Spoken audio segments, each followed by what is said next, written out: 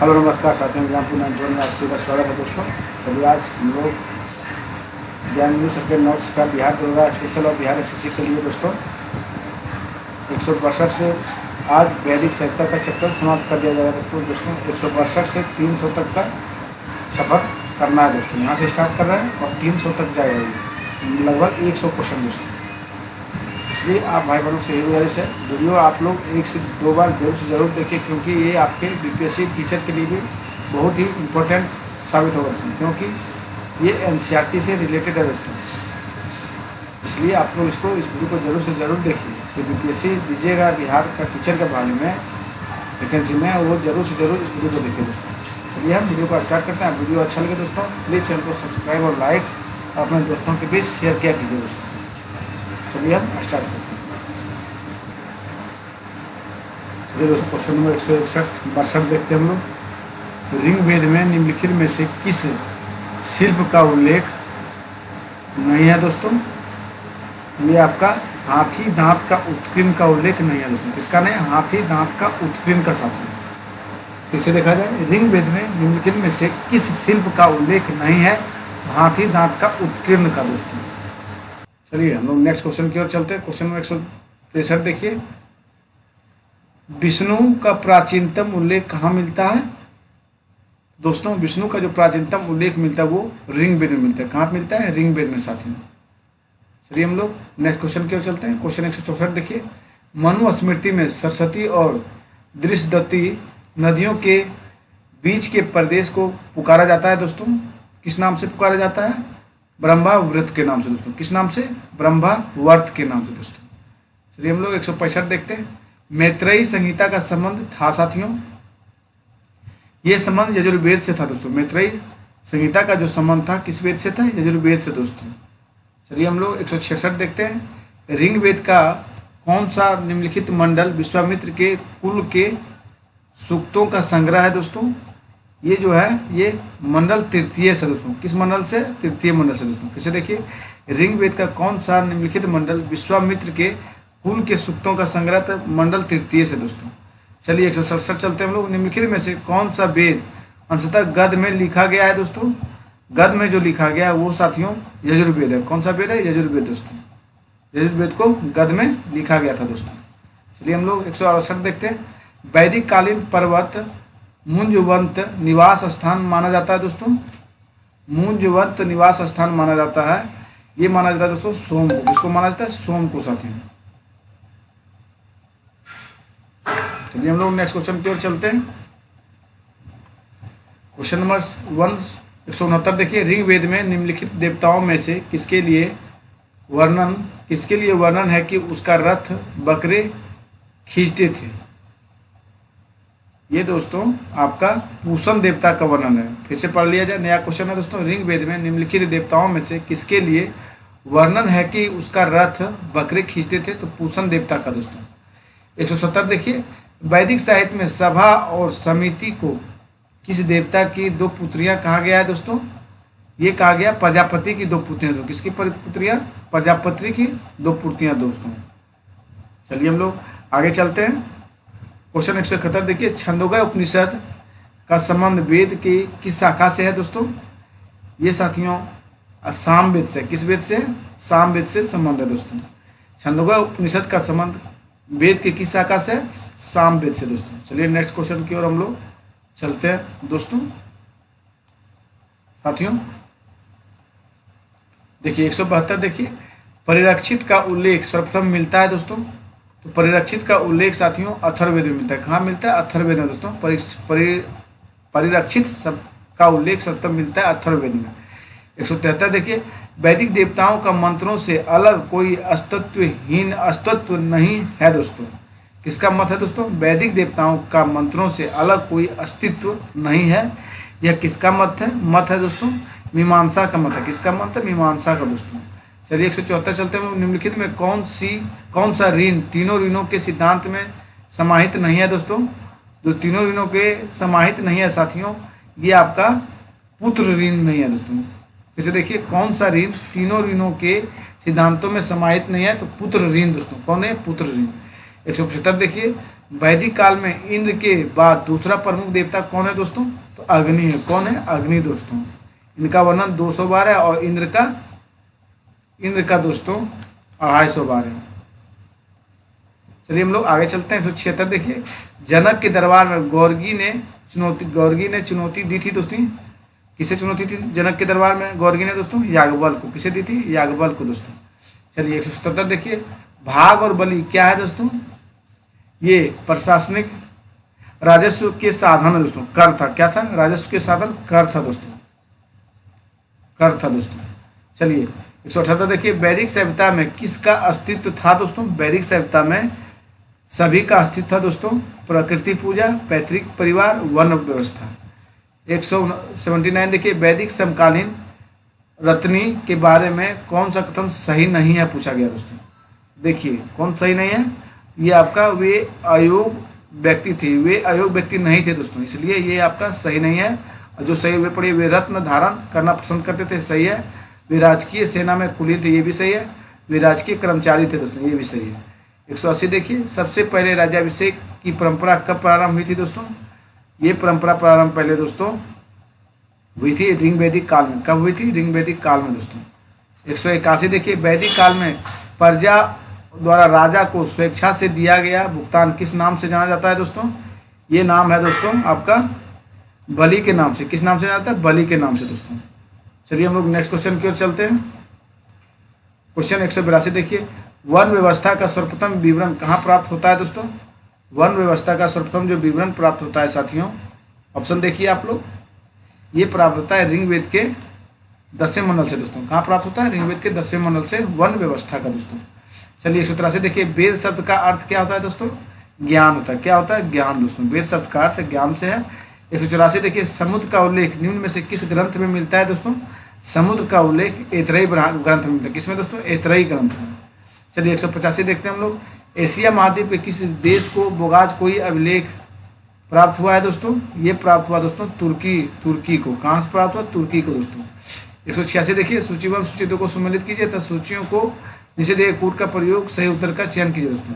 देखिए 186 में बोल रहा है सजाने के लिए दोस्तों, सूचीबद्ध सूची को मिलाना है। ऋग्वेद देखिए, ऋग्वेद दोस्तों आपका हो जाएगा,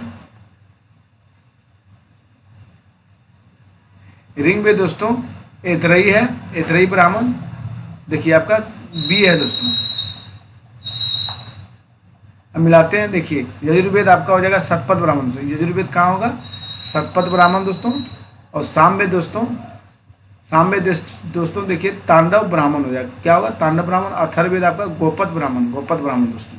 चलिए 187 देखते हैं हम लोग, उन स्त्रियों को जिन्हें उपनयन की पूर्णता के बाद वैवाहिक जीवन में जाना होता है कहते हैं उसे दोस्तों, उसे क्या कहते हैं? सधो बधू कहते हैं। क्या कहते हैं? सघो बधू दोस्तों। फिर से पढ़िए, उन स्त्रियों को जिन्हें उपनयन की पूर्णता के बाद वैवाहिक जीवन में जाना होता है कहते हैं सघो बधू दोस्तों। 188 देखिए, वैदिक समाज में नियोग शब्द का क्या अर्थ होता है दोस्तों? नियोग शब्द का वैदिक समाज में क्या अर्थ होता है? इसमें दोस्तों आपका निसंतान विधवा द्वारा पुत्र प्राप्ति हेतु अपने देवर के साथ संभोग दोस्तों। वैदिक समाज में नियोग शब्द का क्या अर्थ होता है? निसंतान विधवा द्वारा पुत्र प्राप्ति हेतु अपने देवर के साथ संभोग दोस्तों। चलिए 189 देखते हैं हम लोग, निम्नलिखित में से किस वैदिक देवता का नाम बोगाज कोई अभिलेख में नहीं है दोस्तों? चलिए ऑप्शन देखते हैं पहले। तो दोस्तों ये आपका हो जाएगा साथियों, अग्नि में नहीं है। किस में नहीं है? अग्नि में दोस्तों नहीं है। 190 देखिए, यज्ञ संपदा का निरीक्षण का किसका कार्य है दोस्तों? यज्ञ संपदा का निरीक्षण का कार्य, ये कार्य दोस्तों आपका हो जाएगा ब्रह्मा जी का। किसका कार्य होगा? ब्रह्मा जी का दोस्तों। 151 देखिए, ऋग्वेद का कौन सा मंडल पूरी तरह सोम को समर्पित है दोस्तों? ये 9वां मंडल है दोस्तों। कौन सा मंडल है साथियों? ये आपका 9वां मंडल है दोस्तों। 192 देखिए, 4 वर्णों का उल्लेख सर्वप्रथम कहाँ प्राप्त होता है? 4 वर्णों का जो उल्लेख प्राप्त होता है साथियों, ये पुरुष सूक्त में होता है। कहाँ पे? पुरुष सूक्त समाज में दोस्तों।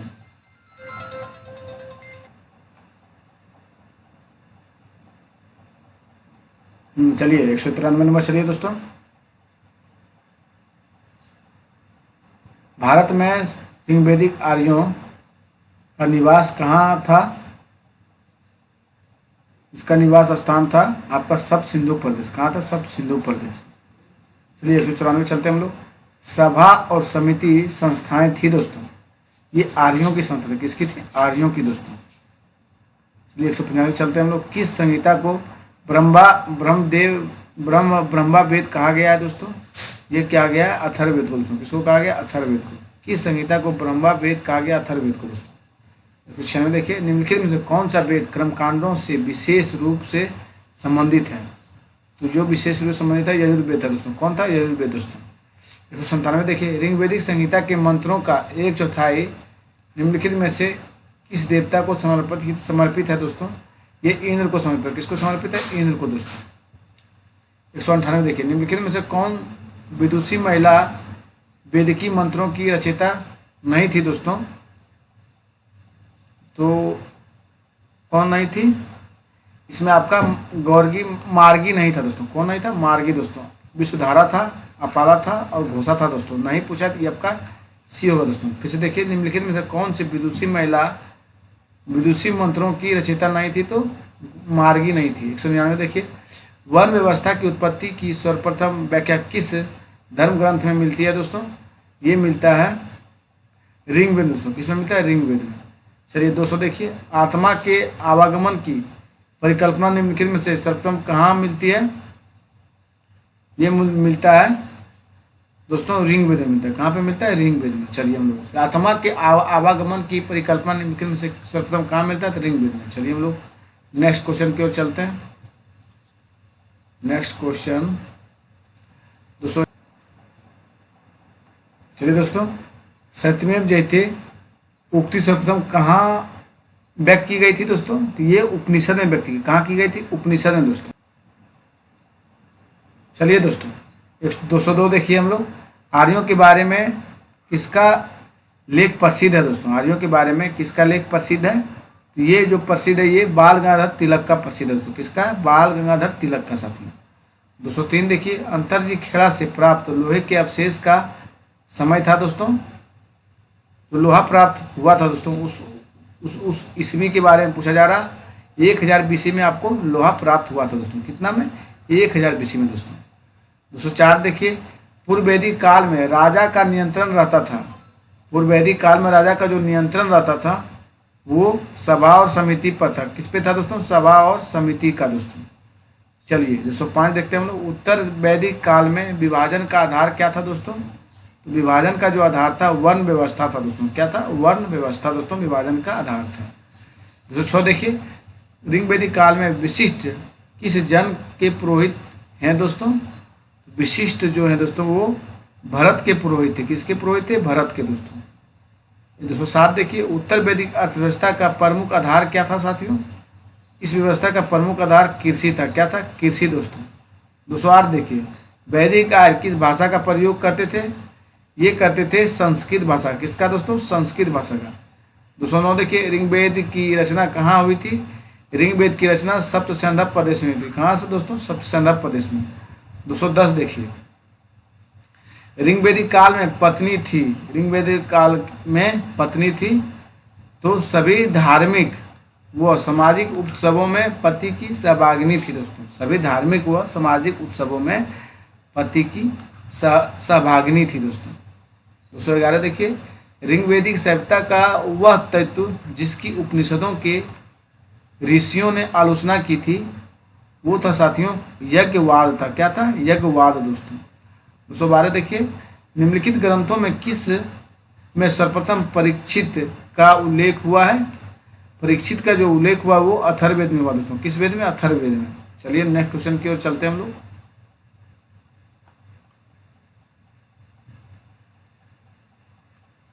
सूत्र देखिए, ऋग्वैदिक काल में सबसे छोटी राजनीतिक और सामाजिक इकाई थी दोस्तों। तो क्या होगा? 20 होगा दोस्तों। क्या होगा? सॉरी दोस्तों, परिवार होगा। क्या होगा? परिवार। चलिए हम लोग नेक्स्ट क्वेश्चन चलते हैं। उत्तर वैदिक काल में स्त्रियों की स्थिति के संबंध में कौन सा कथन सही नहीं है? तो जो सही नहीं है दोस्तों वो उन्हें शिक्षा प्राप्त का अधिकार नहीं है दोस्तों। क्या संबंध सही नहीं था? शिक्षा प्राप्त का अधिकार नहीं था दोस्तों। उन्हें संपत्ति का अधिकार नहीं था दोस्तों, संपत्ति का अधिकार था। उन्होंने उपनयन संस्कार का अधिकार खो दिया, नहीं, गलत है दोस्तों, खोया नहीं था। उन्हें राजनीति में भाग लेने का अधिकार था। चलिए हम लोग 215 देखते हैं। निम्नलिखित नदियों में से किसका ऋग्वेद में केवल एक बार उल्लेख हुआ दोस्तों? एक बार जो उल्लेख हुआ वो सरस्वती का एक बार उल्लेख है दोस्तों। सरस्वती नदियों का वर्णन ऋग्वेदिक काल में एक बार हुआ है दोस्तों।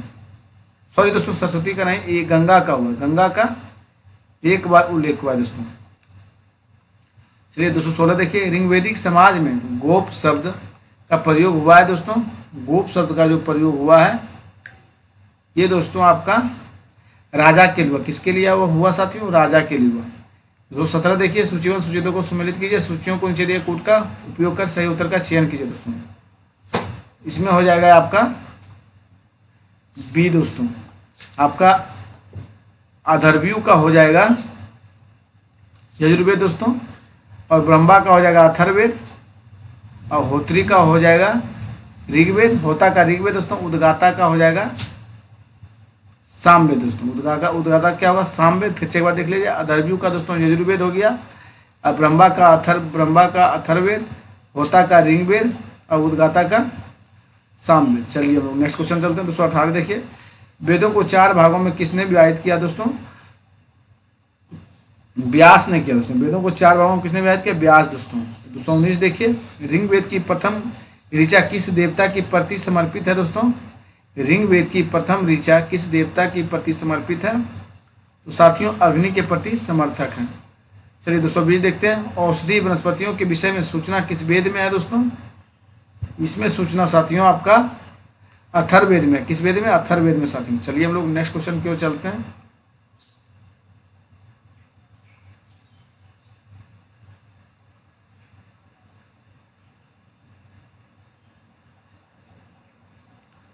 मिथिला में गौर्गी वाक्यचनी ने किस ऋषि से शतार्थ किया है दोस्तों?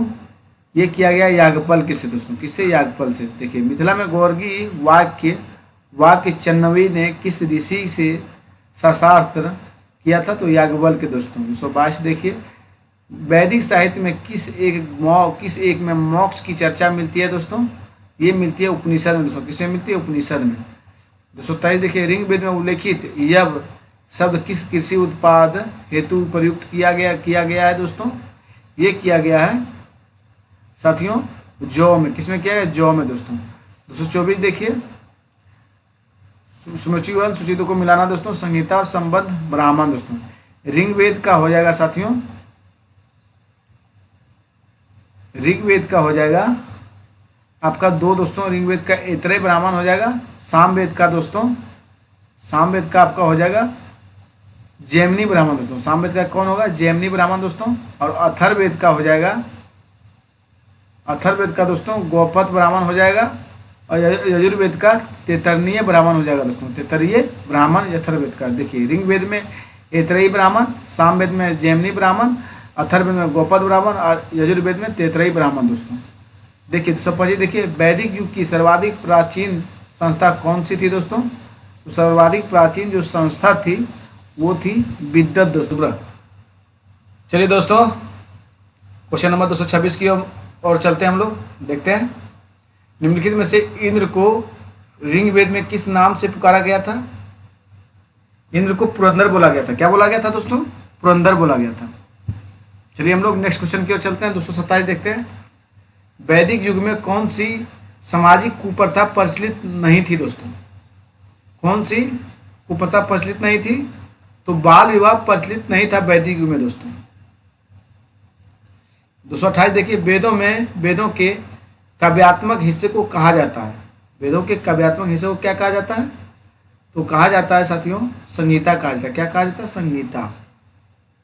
चलिए हम लोग नेक्स्ट क्वेश्चन की ओर चलते हैं।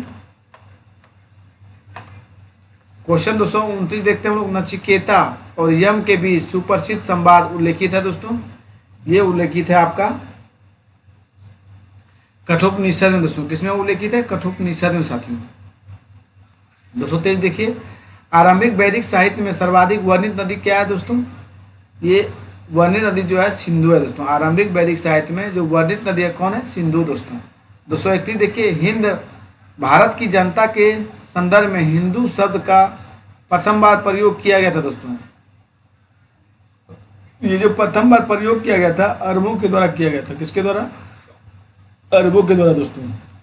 232 देखिए, आर्य शब्द का शाब्दिक अर्थ क्या होता है दोस्तों? आर्य शब्द का जो शाब्दिक अर्थ होता है वो श्रेष्ठ होता है। क्या होता है? श्रेष्ठ। 233 देखिए, वैदिक नमी कुंभा का स्थान कहाँ निर्धारित होना चाहिए दोस्तों? ये अफगानिस्तान में होना चाहिए। कहाँ पे दोस्तों? अफगानिस्तान में। 234 देखिए, अवेस्ता और ऋग्वेद में समानता है। अवेस्ता किस क्षेत्र से संबंधित है दोस्तों? ये संबंधित है आपका ईरान से दोस्तों। कहाँ से? ईरान से।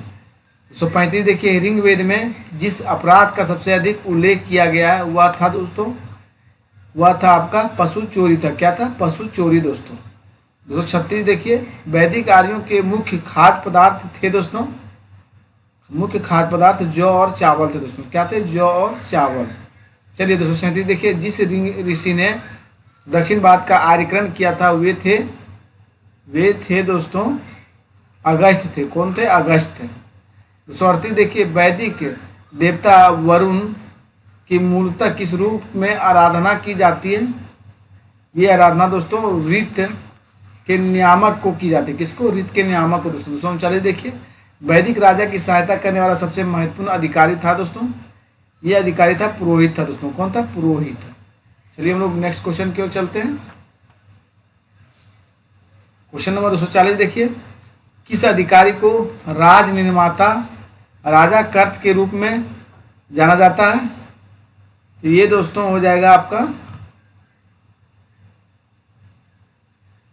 ग्रामनी हो जाएगा। क्या होगा दोस्तों? ग्रामनी हो जाएगा। चलिए हम लोग 241 देखते हैं। पुनर्जन्म के सिद्धांत का प्रथम स्पष्ट उल्लेख निम्नलिखित में किस ग्रंथ में मिलता है दोस्तों? ये मिलता है बृहदारण्यक उपनिषद में दोस्तों। किसमें मिलता है? बृहदारण्यक उपनिषद में साथियों। 242 देखिए, वेद शब्द को संस्कृत में वीण से लिया गया है जिसका भावार्थ है दोस्तों, भावार्थ है ज्ञान होना। क्या है? ज्ञान होना दोस्तों। सॉरी दोस्तों, ज्ञान होना नहीं होगा, सही ज्ञान होना होगा दोस्तों। ऋग्वेद में देखिए, ऋग्वेद का रचना काल क्या है दोस्तों? ऋग्वेद का रचना काल 2500 ईसा पूर्व 1500 ईसा पूर्व से 1000 ईसा पूर्व है दोस्तों। कितना है? 1500 से 1000 ईसा पूर्व। 244 देखिए, निम्नलिखित में कहाँ से एक उत्तर वैदिक कालीन कुल्हाड़ी प्राप्त हुआ था दोस्तों? ये प्राप्त हुआ था नोह से दोस्तों। कहाँ से प्राप्त हुआ? नोह से दोस्तों। चलिए हम लोग 245 देखते हैं। गविश शब्द का क्या अर्थ होता है दोस्तों? गविश शब्द का अर्थ है गायों की खोज करना दोस्तों। क्या होता है? गायों की खोज करना। 246 देखिए, आर्यों के पंचजन्य क्या था दोस्तों? 5 कबीले थे दोस्तों। आर्यों के जो 5 जन थे वो 5 कबीले थे। 247 देखिए, भारत में आर्य लोग जहाँ सर्वप्रथम बसे यह प्रदेश कहलाता था दोस्तों, यह प्रदेश कहलाता था सप्त सिंधु प्रदेश कहलाता था। क्या कहलाता था? सप्त सिंधु प्रदेश। 248 देखिए, निम्नलिखित में से किस क्षेत्र को ब्रह्मवर्त की संज्ञा दी गई है दोस्तों? ये दिया गया है सरस्वती एवं दृश्यदूती नदी के बीच दोस्तों। किसे दिया गया? सरस्वती एवं दृश्यदूती नदी के बीच। चलिए हम लोग नेक्स्ट क्वेश्चन की ओर चलते हैं। 249 देखिए, निम्नलिखित में किस नदी को ऋग्वैदिक आर्यों की पूर्वी सीमा माना गया है? ये माना गया है साथियों गंडक नदी को दोस्तों। 250 देखिए, ऋग्वेद की दूरी को क्या कहा जाता है? ऋग्वेद में दूरी को क्या कहा जाता है साथियों?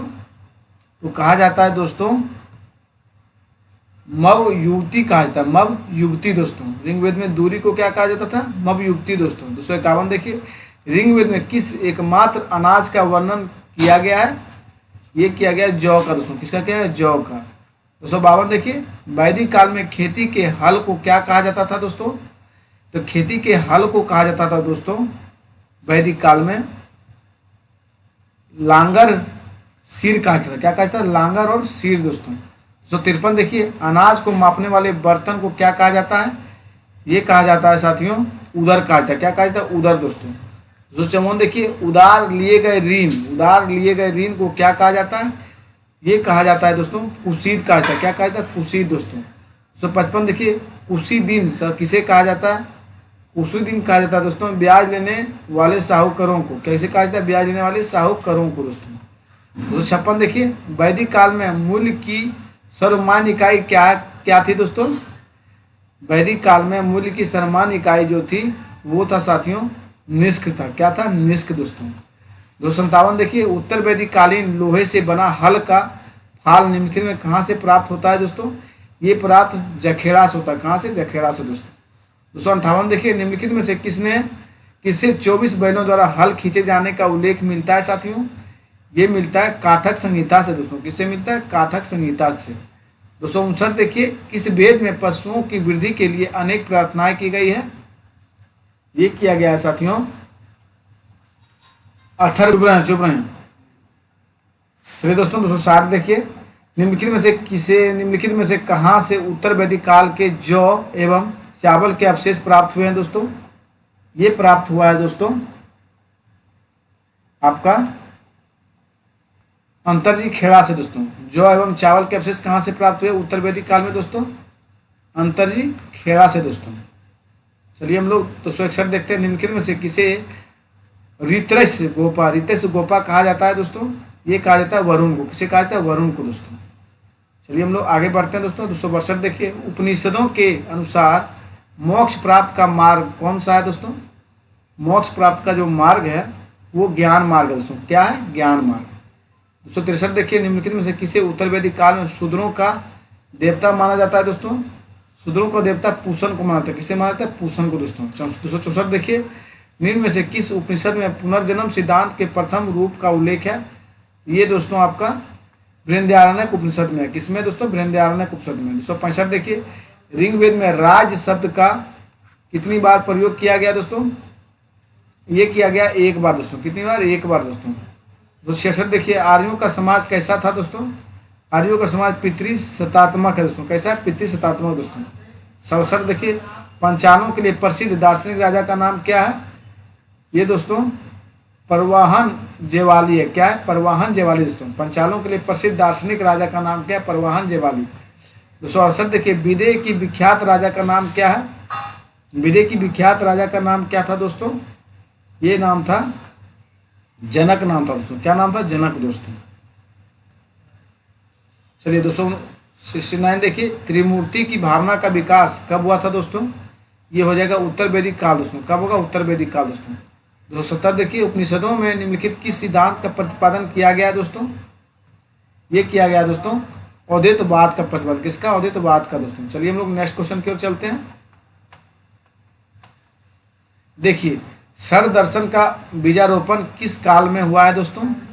ये हुआ है आपका उत्तर वैदिक काल में। किसमें? उत्तर वैदिक काल में।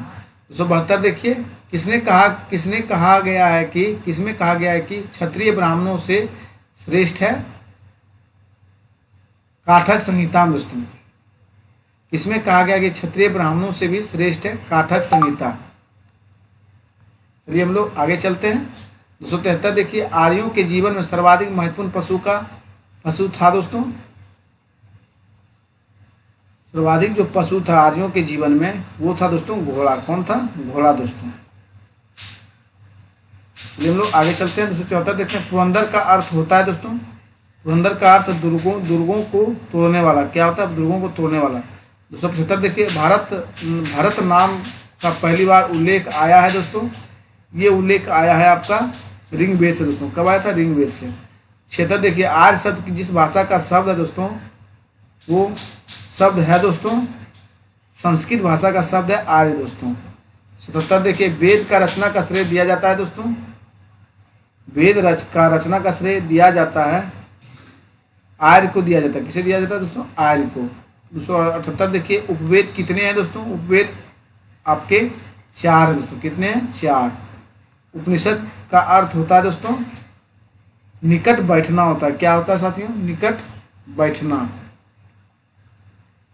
280 देखिए, आर्य लोग तांबा प्राप्त करते थे। तांबा आर्य लोग कहाँ प्राप्त करते थे दोस्तों? तांबा जो प्राप्त करते थे वो राजस्थान के खानों से प्राप्त करते थे दोस्तों। ऋग्वेद में अयस शब्द यानी लो शब्द दोस्तों किसके लिए, जिसके लिए प्रयोग में आए थे, हुआ है दोस्तों आपका कांसा है। कौन है दोस्तों, अयस कांसा के लिए प्रयोग में आया था दोस्तों। राशि देखिए, ऋग्वेदिक सभ्यता में विनिमय का मुख्य साधन क्या है दोस्तों, गाय है दोस्तों। विनिमय का मुख्य साधन क्या है, गाय दोस्तों। चलिए हम लोग नेक्स्ट क्वेश्चन की ओर चलते हैं। देखिए सूत्र से देखिए, ऋग्वेदिक काल में राजा को कहा जाता था दोस्तों, राजा को कहा जाता था दोस्तों राजन कहा जाता था। ऋग्वेदिक काल में राजा को क्या कहा जाता था दोस्तों, राजन। 284 देखिए, ऋग्वेदिक काल में राजा को प्रशासन में प्रमुख रूप से सहायता करते थे, पुरोहित करते थे। कौन करते थे, पुरोहित दोस्तों। 285 देखिए, ऋग्वेदिक काल में 2 प्रमुख पुरोहित थे, तो दोस्तों वशिष्ठ और विश्वामित्र थे। कौन थे, वशिष्ठ और विश्वामित्र थे दोस्तों। गोचर भूमि के अधिकारी को कहा जाता था दोस्तों ब्राजपति कहा जाता था। क्या कहा जाता है, ब्राजपति दोस्तों। 287 देखिए, ऋग्वेद में जन शब्द का उल्लेख कितनी बार हुआ था, जन शब्द का उल्लेख साथियों 275 बार हुआ। कितनी बार, 275 बार दोस्तों। 288 देखिए, ऋग्वेदिक काल में विवाह का एक मुख्य उद्देश्य क्या था दोस्तों, विवाह का मुख्य उद्देश्य संतान प्राप्ति था दोस्तों। 289 देखिए, ऋग्वेदिक का सर्वाधिक शुक्ल किस देवता को समर्पित है दोस्तों, शुल्क। ये दोस्तों आपका इंद्र को समर्पित था। किसको दोस्तों, इंद्र को। कितना था, 250 दोस्तों। अग्नि को 200 दोस्तों। चलिए हम लोग नेक्स्ट क्वेश्चन की ओर चलते हैं। महाभारत का युद्ध लड़ा गया था दोस्तों, महाभारत का जो युद्ध लड़ा गया था वो 1050 ईस्वी में लड़ा गया था दोस्तों। कब लड़ा गया था, 1050 ईस्वी में दोस्तों, ईसापुर में दोस्तों। सॉरी दोस्तों, 1050 नहीं होगा,